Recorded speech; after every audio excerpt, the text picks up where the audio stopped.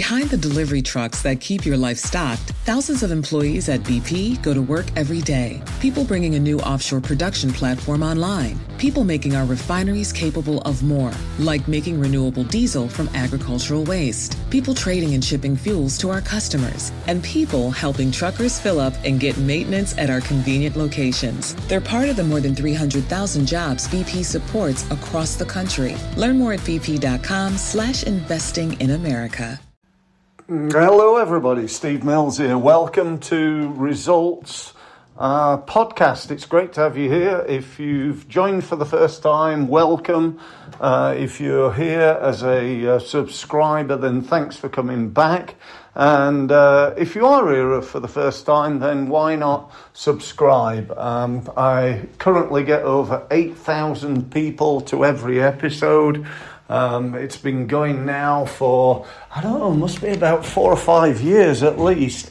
And I've done over 300 episodes. So there's loads of great ideas and information for you to enjoy and to learn from and to help you really to grow your business, because that's ultimately why I'm doing it.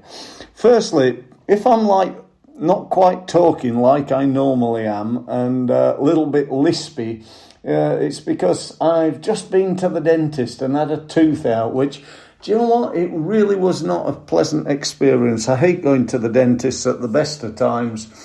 And when he told me that the tooth, which was one right at the back of the mouth, which made it even more awkward, was had actually cracked, and he was struggling to get it out.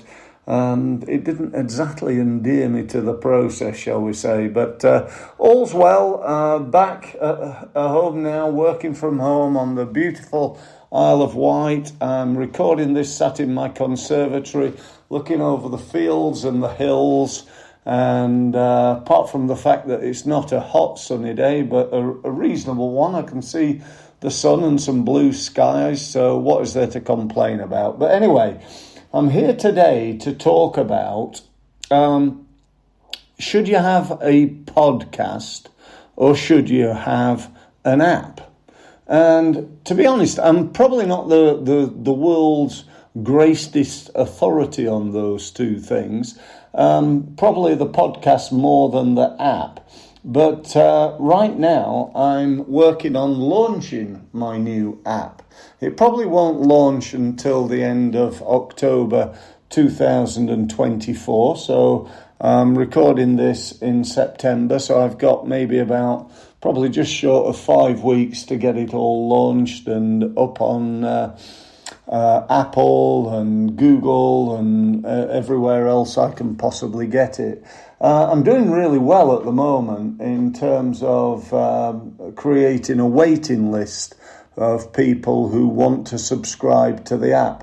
I've got, I think it's just short of 1,000 people now, but I'm hoping to get about 4,000 or 5,000. So anybody listening to this who would like to subscribe to my or download the app, probably the best thing is just to email me at the moment, because it's not live. I can't say go here or go and find it on Apple or anything like that. So just drop me an email to steve@steve-mills.com. I'll add you to the waiting list, and as soon as it does go live, I'll be sure to send you a message letting you know it's going live. It's free, by the way. It's all part of my commitment that I've had now for 29 years to help businesses to become more effective, more successful, more profitable, and really to help people to do exactly the same. So back to my question, is it better to have a podcast or to have an app? As I say, I don't really know yet. What I do believe, though, is this, and I think this is going to be of value to you. One of the biggest problems that we've all got in small business, unless you're like Apple or Vodafone or, Nike or whatever, else you can think of in terms of big, well-known companies. Our biggest problem Our biggest problem from a sales and marketing point of view is the word obscurity. Nobody knows us. If a lot of people knew us, we wouldn't have a problem. You know, I'm launching my app now in a couple of months. If I was Tony Robbins, right, if you don't know Tony, he's probably the highest paid consultant in the world. I believe his turnover is somewhere around about 7 billion with a B. So he's a little bit more than me, and I say that very tongue-in-cheek.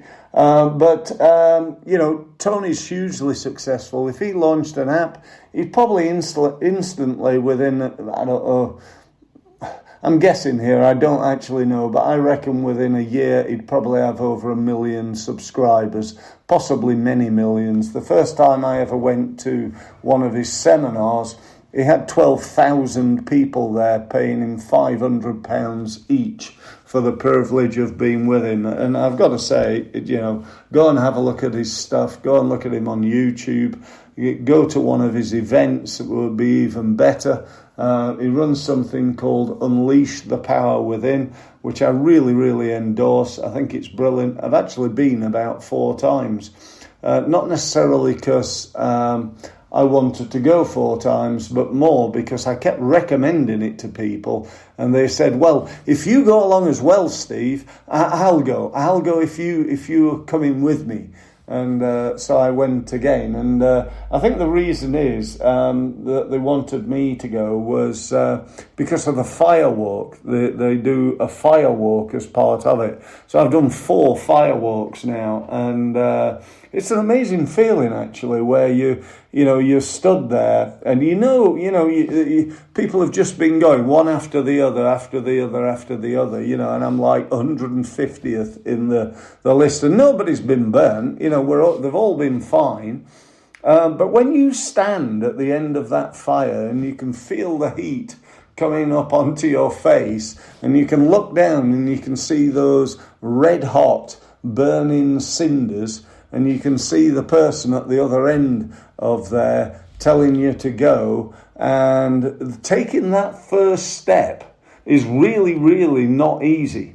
The second one is really easy. Once you've taken one step, you definitely don't want to stand there. You want to take the next step, and then the one after, then the one after, then the one after. And that's really, I think, a metaphor that Tony uses for growing your business. If you want to get an app, you got to take that first step and launch it, and then you got to go. You got to promote it and promote it and promote it. And that's the same, I think, whether it's an app, whether it's a podcast, whether it's an email campaign, whether it's a paid advertising, whether it's your website, really no matter what it is, probably in life, once you make your mind up to go and do something, you might as well do it well as opposed to doing average, because we all know what average produces.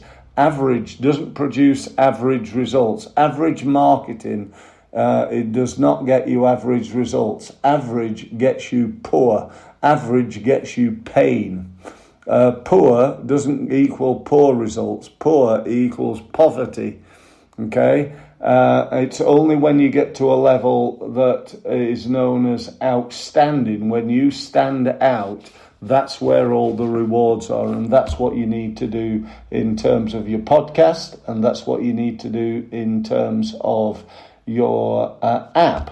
So, again, I keep chatting away because I'm really enjoying myself here. I hope you're enjoying my ramblings and musings, but let's get back to that question. Is it better to have an app or a podcast? Coming back to my point about obscurity, I don't think it's better to have an app or a podcast. It's better to have an app and a podcast. If you've got both, there'll be some people who will listen to you on the app. There'll be some people who will listen to you on the podcast. There's some people who will listen to you on YouTube. Some people will listen to or perhaps read your blog. Some people will find you on LinkedIn and Facebook and Instagram and TikTok and.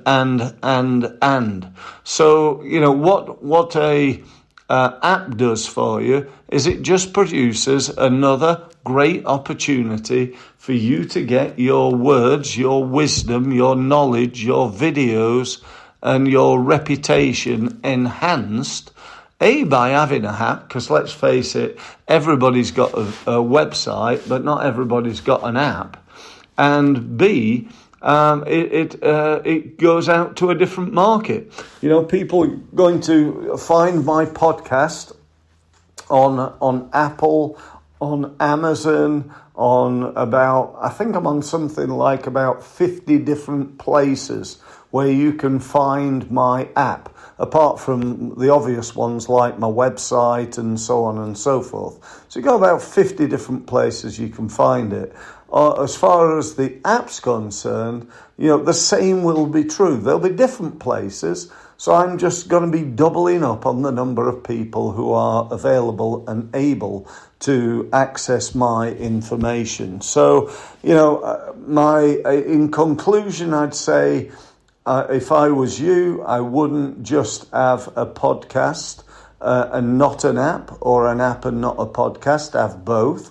Having said that, I will tell you this, that so far, setting up the podcast is really easy and quite cheap as well.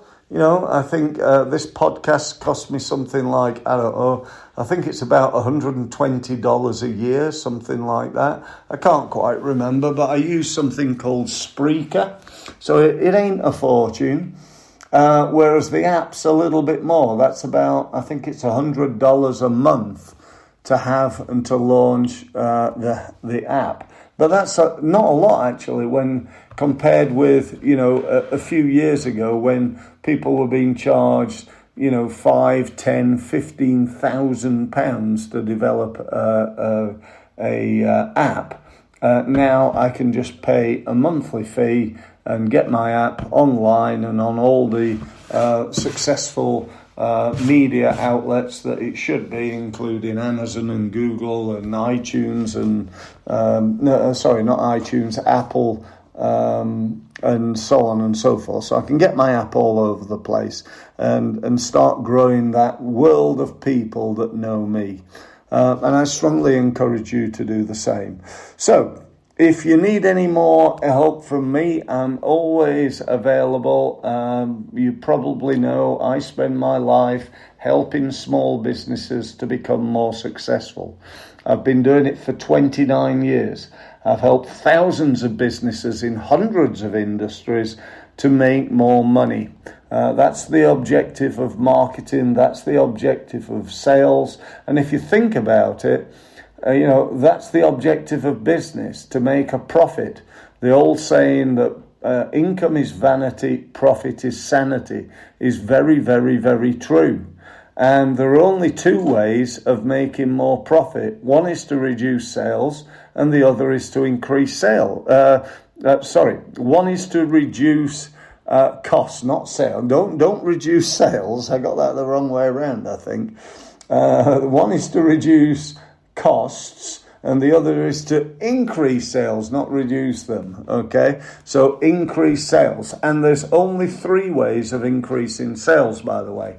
One is to get more customers, two is to increase the average transaction value, and three is to increase the frequency of repurchase.